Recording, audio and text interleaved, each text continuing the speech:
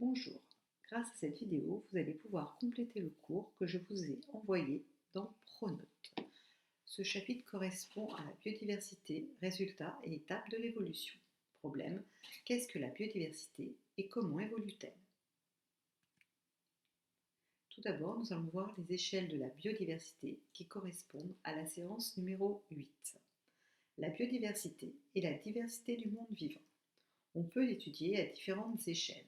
Tout d'abord, la biodiversité des écosystèmes, qui décrit la diversité des milieux de vie, biotopes, par exemple savane, océan, forêt. Puis un deuxième niveau, la biodiversité des espèces ou spécifiques, décrit la diversité des différentes espèces, appelée aussi biocénose, qui habitent les milieux de vie. Un troisième niveau, la biodiversité génétique, décrit la diversité au sein de chaque espèce qui s'explique par l'existence de différentes versions des gènes appelées allèles. La notion d'espèce est une notion créée par l'homme pour classer les espèces.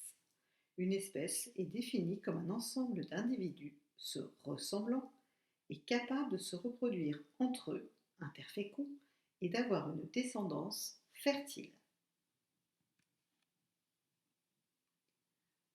Nous allons voir maintenant la biodiversité qui change au cours du temps.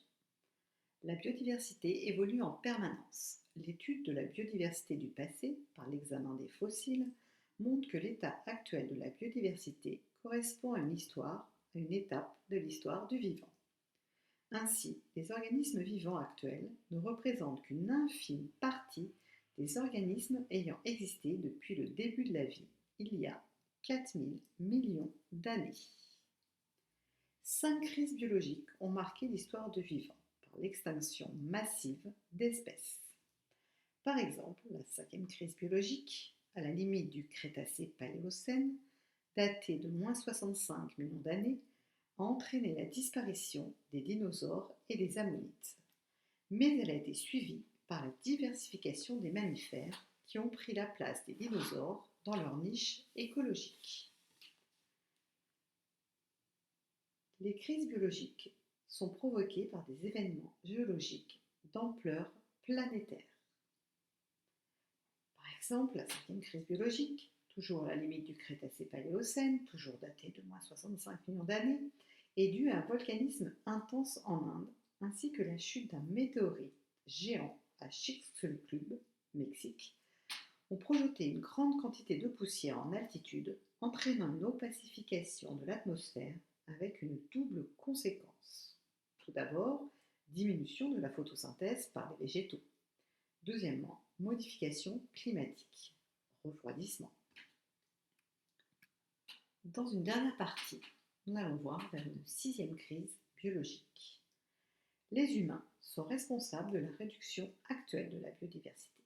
Cela s'explique par, tout d'abord, la destruction des milieux de vie, déforestation, incendies, la surexploitation des espèces, par la pêche, la chasse, l'introduction d'espèces invasives, mais aussi la pollution par les déchets plastiques, ainsi que le réchauffement climatique, montée du niveau d'eau par exemple. La vitesse et l'ampleur de la diminution actuelle de la biodiversité mondiale suggèrent que nous sommes dans une 6e crise biologique majeure.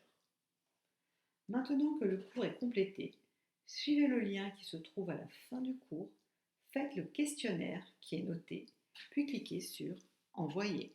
Bon courage!